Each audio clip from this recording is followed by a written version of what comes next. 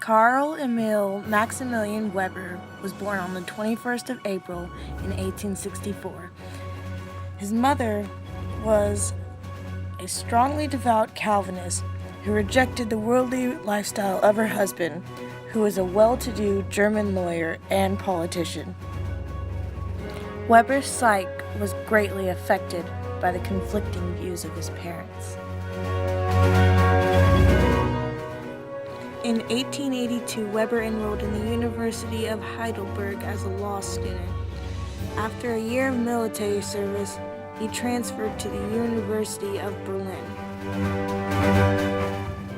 Throughout the late 1880s, Weber continued his study of law and history. He earned his law doctorate in 1889.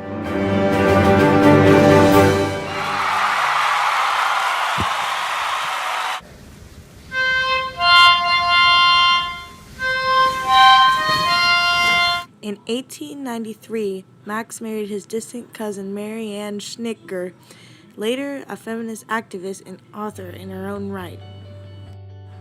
Max wrote on the history of trading companies in the Middle Ages based on South European sources, and then went on to become a privat docent and joined the University of Berlin's faculty, lecturing and consulting for the government.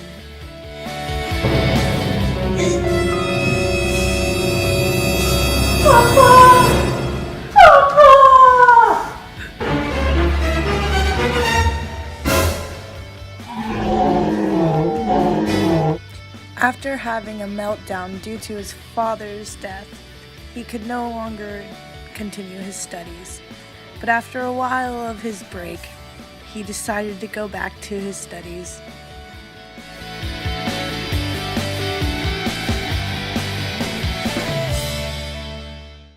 Max Weber also decided to become a professor for a while longer.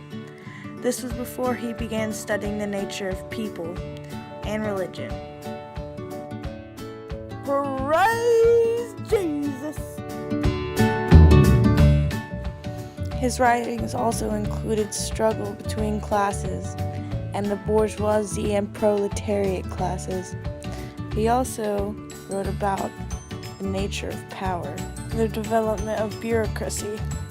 He also identified rationalization as the key influence in the change of pre-industrial to an industrial society. Rationalization marked a change from the tradition, emotion, and superstition of pre-industrial society. He also came up with a system of understanding the personal intentions of people in groups called Verstehen, which was putting yourself in someone else's shoes.